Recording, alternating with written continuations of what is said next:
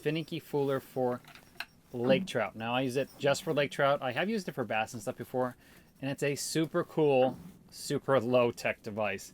Now what this does is it acts like a tip up, but it has some advantages. One being you're allowed to use you can use a normal rod, and you don't have to submerge stuff below the water, and you don't have to worry about some other things that a normal tip up does.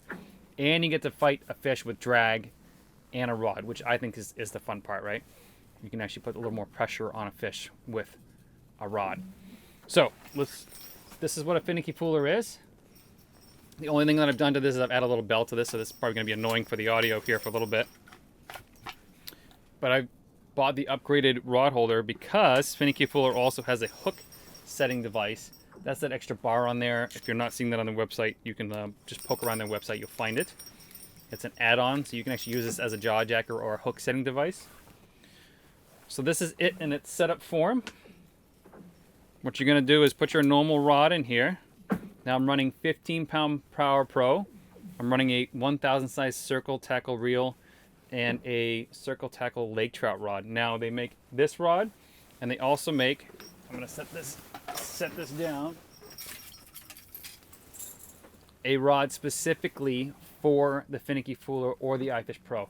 It is a 39-inch out of the shack rod. I have it in here just because I was thawing it because I dropped it in the hole. A 39-inch fiberglass rod with bigger eyelets so it can freeze outside the shack, and a slower action for people that live in a area that is barbless. You want that slower action to keep those hooks kind of pinned, and it has that perfect little handle to fit in that rod holder. That one's not set up, but there's both of those. So I'm running 15-pound Power Pro braid, Circle Tackle's lake trout rod or the permafrost rod. And so imagine, and I'm not doing this outside, it's really windy and super cold out. We want to open our bail, and what we're going to do is I'm running probably a 12-pound, 12-foot leader, and I'll show you what hooks I'm using in a minute.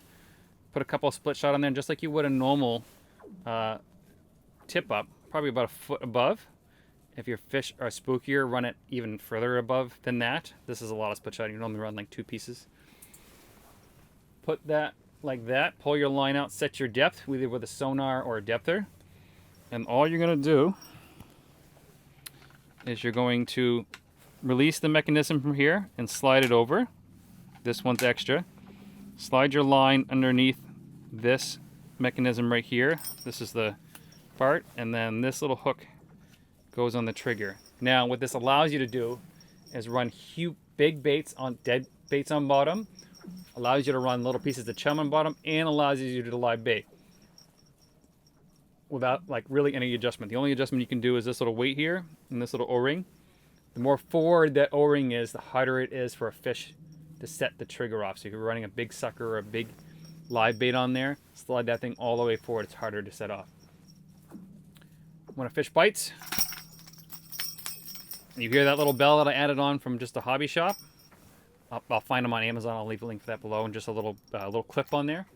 They pull. You come over, you lift this out of the holder. You give them a little bit more slack. Let them run a little bit more. Set your bail and fight it like a normal fish, like a normal rod. They're super, super sweet to use. Oh yeah, he's ripping. Got him. He was screaming with it, guys. If I can't reel, because I'm messing with my hat.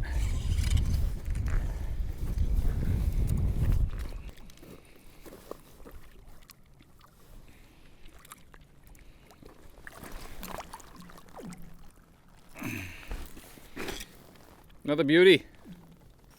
And then setup's the same. Now, what I'm using for a hook, and we're catching anywhere between 24 and 28-inch lake trout today. Not super big fish, but I'll show you what I'm using for a hook without making a mess in my shack here. I'm using Owner's Mosquito hook, size 2, which has been really productive today. It's getting them right where I can easily access it and undo it, and if you're in a barbless area, just smash that barb over. So that's how to set up a Finicky Fooler. I'm just going to stitch in a couple of landing fish from the Finicky Fooler. And that's how you set it up. It's not a ton of videos of people using them out there. I prefer them way over a tip up. They're just, I got people on the ice next to me that are fighting with line all frozen to the ice. This is just pick it up, reel it. You can teach anybody to pick up a rod and reel it. Hand lining a fish in is really hard to, once you get the hang of it, it's great. But like teaching new people, like I'm a guide, teaching new clients of mine to hand line a tip up in is a little bit harder. But you know, if I only have a few hours of people, just hand them the rod and they can just crank it in. And there's a drag on there, so you don't have to worry about clients locking down on, you know, braid. So that's it. Finicky Fooler and the bells and the rods will be all linked down below. If you want to learn more about lake trout, either click here or click here. And I'll see you on one of those next videos.